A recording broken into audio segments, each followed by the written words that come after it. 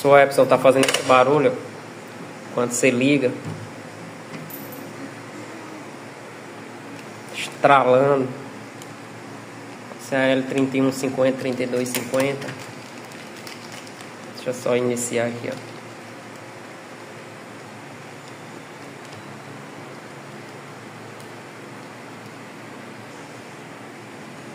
Iniciar normal, mas se você tenta tirar uma Xerox ou impressão,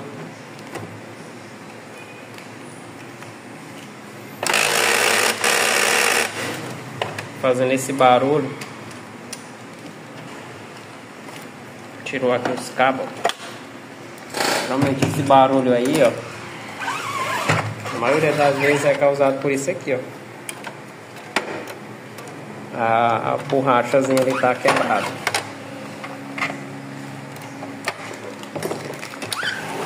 Você perceber aqui, ó, ele tá girando ali sem a borracha.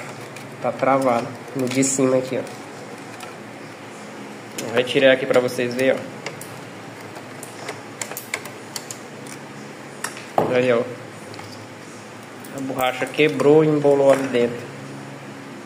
Aí a engrenagem fica forçando e fica batendo lá, ó. Aí por isso que ela fica dando um estralo. Vai deixar na descrição aí o vídeo ensinando a fazer a substituição.